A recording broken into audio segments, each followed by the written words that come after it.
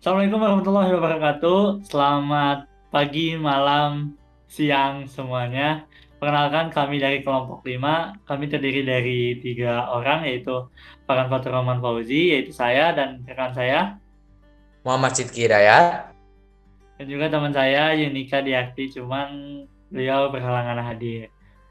Oke, next. Oke. Oke, latar belakang. Next.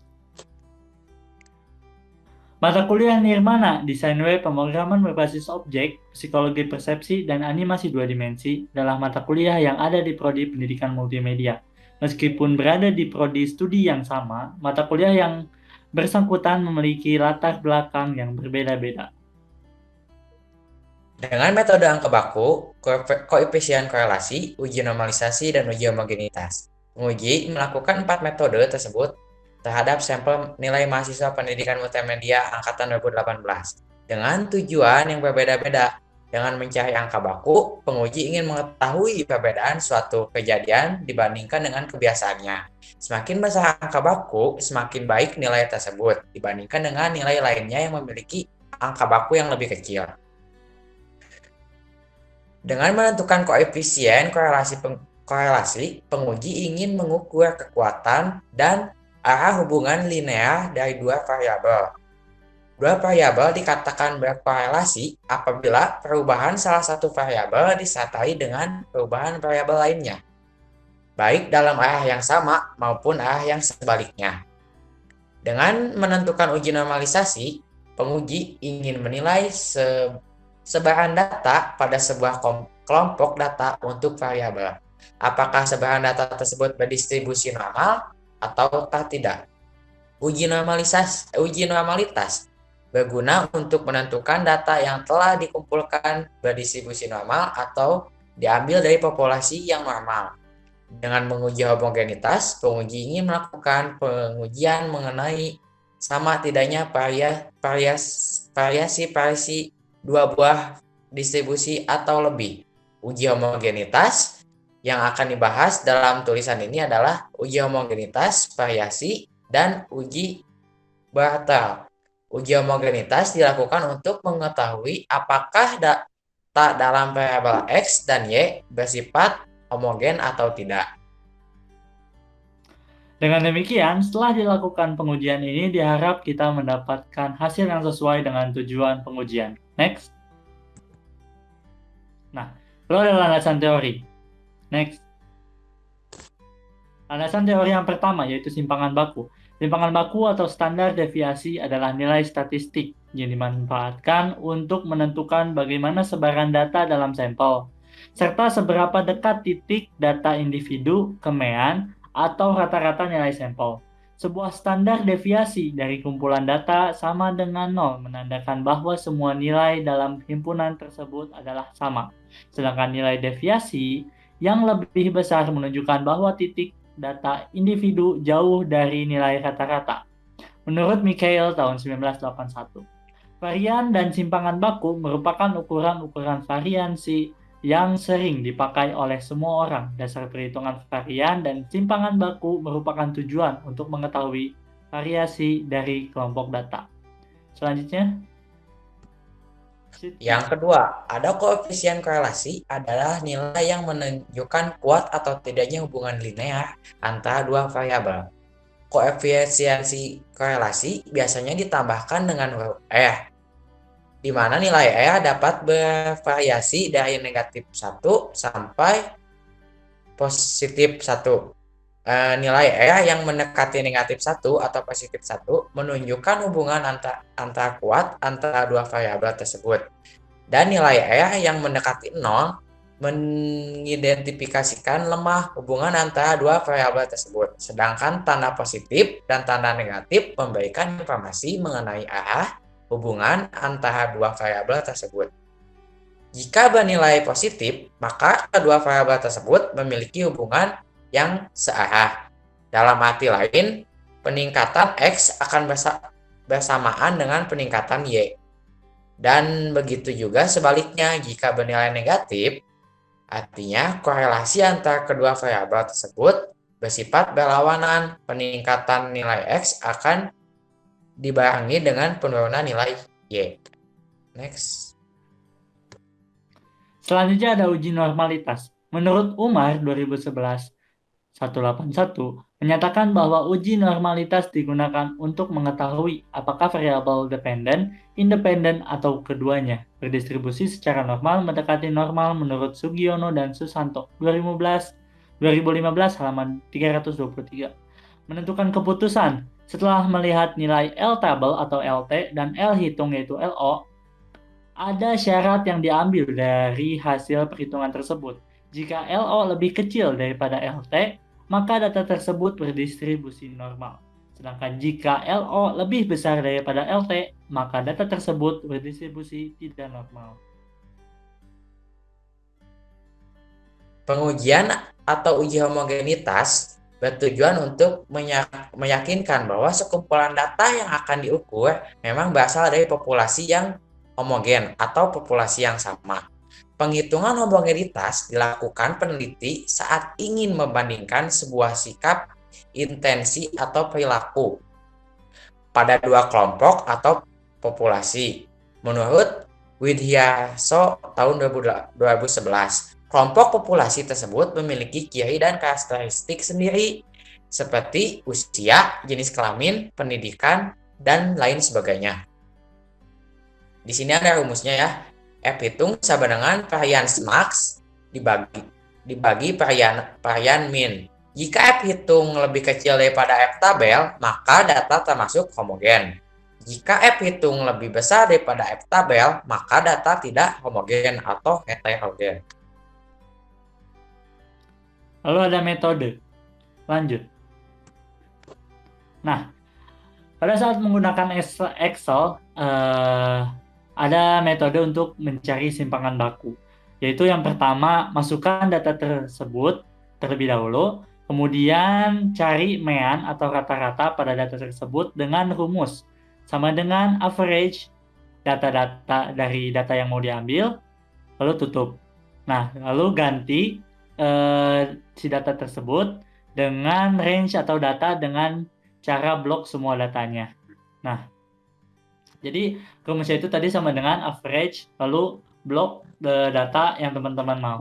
Lalu yang selanjutnya ada cari standar deviasi. Data tersebut dengan rumus sama dengan stdef, lalu blok data yang teman-teman inginkan. Sama seperti yang tadi, kalau tadi average, kalau sekarang stdef. Lalu yang keempat, tentukan z-score-nya terlebih dahulu menggunakan rumus sama dengan sama dengan number n dikurangi mean dibagi std. Itu dari simpangan baku. Lalu untuk mencari koefisien korelasi di Excel. Yang pertama, masukkan data terlebih dahulu, tentukan nilai X atau Y menggunakan rumus sama dengan number n dikurangi mean. Lalu yang ketiga, buat perkalian nilai X dan Y antara mata kuliah yang akan dicek koefisien korelasinya dan jumlahkan. Lalu buat kuadrat dari setiap nilai mata kuliahnya dan jumlahkan. Lalu yang terakhir ada hitung koefisien korelasinya dengan rumus sama dengan hasil perkalian X dan Y dibagi SQRT X pangkat 2 dikali Y pangkat 2. Next. Nah, di sini ada uji normalitas. Yang pertama, urutkan data dari yang terkecil hingga yang terbesar. Yang kedua, cari rata-rata nilai mata kuliah menggunakan rumus average sama average dalam kurung data yang akan kita masukkan. Terus yang ketiga ada cari standar deviasi menggunakan rumus stdef dan di dalam kurung data yang akan kita hitung atau data yang kita ingin yang ingin kita uji. Keempat, kemudian cari nilai ZI dengan menggunakan rumus sama dengan nilai dikurangi mean dibagi standar deviasi. Yang kelima, ada lalu cari nilai FZI dengan menggunakan rumus normdis ZI dan mencari SZI dengan rumus yaitu sama dengan nomor urut nilai dibagi banyaknya data. Lalu menghitung FZI dikurangi SZI dengan rumus ABS di dalam kurung F ZI dikurangi SZI. Lalu setelah itu cari L hitung yang merupakan nilai maksimal dari FZI dikurangi SZI, dan F tabel menggunakan tabel uji normalitas yang disesuaikan dengan jenis dan jumlah data, yaitu 0,886. Selanjutnya ada uji homogenitas. Yang pertama, cari variasi kelas menggunakan cara var sama dengan var dan data yang akan kita uji. Selanjutnya ada cari F hitung dengan membagi mata kuliahnya. Yang ketiga ada mencari F tabel dengan menggunakan rumus FINF dalam kurung 0,5 jumlah data, jumlah datanya ada berapa dikurangi jumlah data yang ada gitu. Jika F hitung lebih besar daripada F tabel, maka hasilnya adalah heterogen, dan jika F hitung lebih kecil daripada F tabel, maka hasilnya adalah homogen. Next. Lalu ada menggunakan SPSS. Yang pertama, mencari simpangan baku di SPSS, yaitu langkah pertama, atur dan isi variabel masing-masing pada variabel view. Setelah itu, masukkan data pada data view. Lalu yang ketiga ada klik analis, kemudian pilih deskriptif, statistik, dan pilih deskriptif. Lalu yang keempat ada masukkan data ke dalam variabel S. Sebelum checklist dahulu, save standar Z value as variable, lalu klik OK. Maka nanti akan muncul semua nilai Z skornya. Oke. Lalu yang kedua ada mencari koefisien korelasi di SPSS. Pertama, klik analis, pilih correlate, lalu klik bivariate. Lalu yang kedua, kemudian masukkan data sesuai mata kuliah yang ingin diuji korelasinya. Yang ketiga, pada correlation coefficient checklist yang person. Lalu terakhir, klik OK. Selanjutnya ada uji normalitas, klik analyze, kemudian pilih non-parametric test. Setelah itu pilih legal dialog dan klik sampel KS. Masukkan data Z-score-nya yang tadi sudah dihitung di dalam angka simpangan baku. Selanjutnya, setelah itu kita klik option dan checklist deskriptif, kemudian klik continue. Keempat, setelah itu klik OK. Maka hasilnya akan langsung muncul. Di sini ada yang selanjutnya ada uji homogenitas. Uji homogenitas agak sedikit berbeda dengan pengujian yang lainnya. Yang pertama, sebelumnya kita gabungkan terlebih dahulu data pada Excel dan copy. Setelah itu isi variabel pada variabel view, namun pada variabel kedua isi desimal dengan 0. Kemudian ubah values dan mensurance-nya menjadi nominal. Pada variabel pertama, ubah mensurance-nya menjadi scale. Ketiga, setelah itu pada data view, paste data yang telah digabungkan di Excel, kemudian klik analyze, pilih comprehensive match, dan pilih one way ANOVA. Masukkan data ke dalam dependent list, kemudian klik option, checklist homogeneity of variance test, dan klik continue. Kemudian klik OK, maka perhitungan atau hasilnya akan muncul. Nah, lalu ada hasil dan pembahasan. Oke, next. Oke, yang pertama ada hasil dari simpangan baku. Ini adalah hasil dari Excel, di mana hasil yang kami sajikan dari angka baku dengan menggunakan rumus Z-score yang ada di sini ialah hanya 10 mahasiswa yang ditampilkan di sini dari 75 mahasiswa yang kita uji datanya. Jadi di Excel ada 75, cuman yang ditampilkan di PPT ini hanya 10. Boleh next. Ini hasil dari Excel. Next, ini hasil dari SPSS-nya. Oke, next. Nah, hasil kesimpulan perhitungan. Contoh pada mahasiswa ketiga dan mahasiswa keempat yang ada pada mata kuliah Nirmana dan Desain Web menghasilkan bahwa peringkat Z-score mahasiswa keempat lebih unggul di mata kuliah Nirmana dibandingkan mahasiswa ketiga. Namun hal ini berbanding terbalik di mata kuliah web design. Nah, tapi di sini itu kita bisa meskipun beda mata kuliah bisa disandingkan nih, bisa dilihat namun dari kedua nilai mahasiswa tersebut, mahasiswa keempat pada mata kuliah Nirmana itu lebih unggul dibanding mahasiswa ketiga pada mata kuliah desain web. Bisa dilihat di di Z-score yang Nirmana itu yang di atas, mahasiswa keempat itu perolehannya 0,304. Sedangkan mahasiswa ketiga di desain web itu 0,214. Di sini itu kita bisa mengukur peringkat meskipun lintas mata kuliah. Seperti itu. Next. Koefisien Silakan Rizky. korelasi.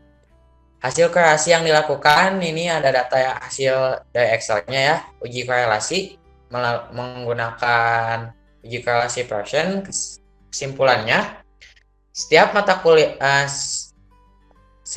mata kuliah yang ada setelah dikorelasikan, ini ada kesimpulannya ya. Nyaman dengan web design atau cukup kuat, nyaman dengan PBO cukup kuat, korelasinya nyaman dengan psikologi persepsi kuat, nyaman dengan animasi 2 dimensi cukup kuat, web design dengan PBO cukup kuat, web design dengan psikologi persepsi cukup kuat, web design dengan animasi 2 dimensi cukup kuat, PBO dengan psikologi persepsi cukup kuat, dan PBO dengan animasi cukup kuat. Psikologi persepsi dengan animasi 2 dimensi cukup kuat juga. Salah satu hasil menyatakan korelasi kuat. Hasilnya ada di sini ya. Nah, ini tuh jadi hanya contoh Nirmana dan Pesipers. Bisa dilihat di atas paling kanan 0,722 yang bintang-bintang. Nah, itu Pearson 0,722 correlation tuh. Oh ya, 0,722 itu menyatakan korelasinya cukup kuat mata kuliah Nirmana dengan psikologi. Kuat. Kuat ya. Kalau 0,722 cukup kuat. Next, hasil kesimpulan perhitungan. Mengambil sampel pada mata kuliah Nirmana dan mata kuliah psikologi persepsi yang memiliki hasil korelasi yang kuat. Jadi kita dapat lihat ya, setelah tadi perhitungan didapat kesimpulan. Jadi mata kuliah Nirmana dengan psikologi persepsi itu memiliki korelasi yang kuat. Hal ini membuktikan bahwa mata kuliah tersebut memiliki keterkaitan yang kuat. Hal ini kemungkinan besar berpengaruh terhadap nilai mahasiswa karena korelasinya kuat. Apabila nilai mahasiswa N di mata kuliah Nirmana bagus, maka kemungkinan besar nilai mata kuliah tersebut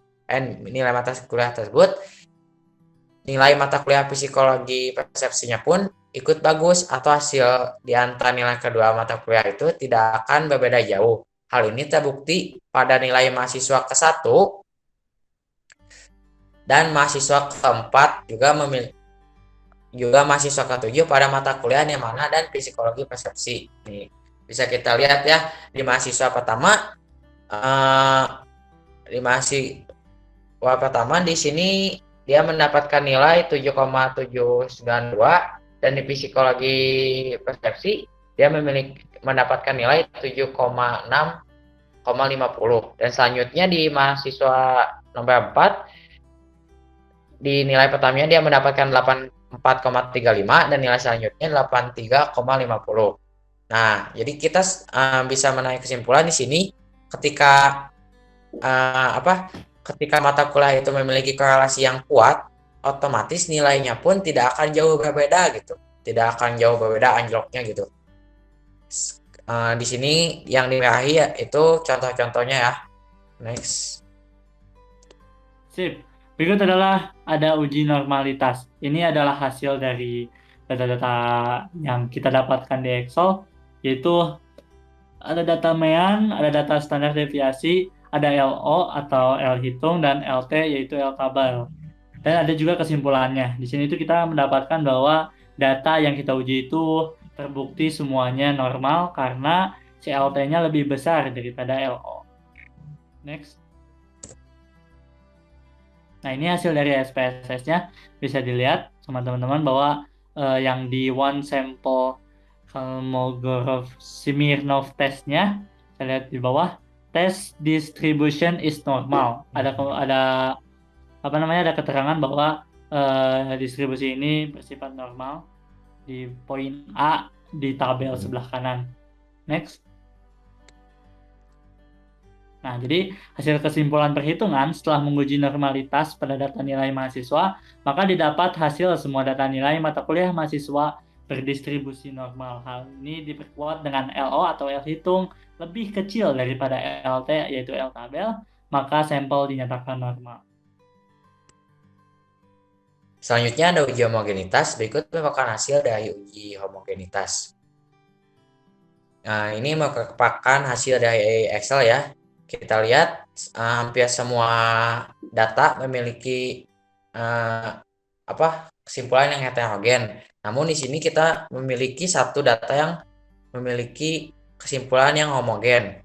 Nah, di sini mengapa homogen? Karena F hitungnya lebih kecil daripada F tabel. Sedangkan yang lainnya F tabel lebih kecil daripada F hitung gitu. Jadi data heterogen. Nah, di sini juga sama ya. Ini hasil menggunakan SPSS. Next, hasil kesimpulan perhitungan setelah dilakukan uji homogenitas pada setiap nilai mata kuliah menunjukkan populasi heterogen yang dapat diartikan setiap mahasiswa berbeda-beda dan setiap mahasiswa memiliki jalur penjurusannya yang berbeda. Next, kesimpulan. Nah, kesimpulan, jadi setelah dilakukan perhitungan angka baku koefisien korelasi, uji normalisasi dan uji homogenitas, pada perhitungan angka baku, contoh pada mahasiswa ketiga dan mahasiswa keempat yang ada pada mata kuliah Nirmana dan Desain Web, menghasilkan bahwa peringkat Z-score mahasiswa keempat lebih unggul di mata kuliah Nirmana dibandingkan mahasiswa ketiga. Namun hal ini berbanding terbalik di mata kuliah Web Design. Namun dari kedua nilai mahasiswa tersebut, mahasiswa keempat pada mata kuliah Nirmana lebih unggul dibanding mahasiswa ketiga pada mata kuliah Desain Web. Hal ini membuktikan bahwa menghitung angka baku dapat menentukan peringkat mahasiswa meskipun lintas mata kuliah. Pada menentukan koefisien korelasi, mengambil sampel pada mata kuliah Nirmana dan psikologi persepsi yang memiliki hasil korelasi yang kuat. Hal ini membuktikan bahwa mata kuliah tersebut memiliki keterkaitan yang kuat. Hal ini kemungkinan besar berpengaruh terhadap nilai mahasiswa karena korelasinya kuat. Apabila nilai mahasiswa N di mata kuliah Nirmana bagus, maka kemungkinan besar nilai mahasiswa tersebut di mata kuliah psikologi persepsi pun bagus. Atau hasil di antara nilai kedua mata kuliahnya tidak akan berbeda jauh. Hal ini membuktikan pada mahasiswa ke-1, mahasiswa ke-4, dan juga mahasiswa ke-7. Pada uji normalitas, didapatkan hasil semua data nilai mata kuliah mahasiswa berdistribusi normal. Hal ini diperkuat dengan LO atau L hitung lebih kecil daripada LT atau L tabel, maka sampel dinyatakan normal. Sedangkan pada uji homogen, setelah dilakukan uji homogenitas pada setiap nilai mata kuliah menunjukkan populasi heterogen yang dapat diartikan nilai setiap mahasiswa berbeda-beda dan setiap mahasiswa memiliki jalur penjurusan yang berbeda-beda. Mungkin cukup sekian presentasi dari kelompok 5. Kurang lebihnya mohon maaf. Wabillahi taufiq wal hidayah. Wassalamualaikum warahmatullahi wabarakatuh. Alhamdulillah.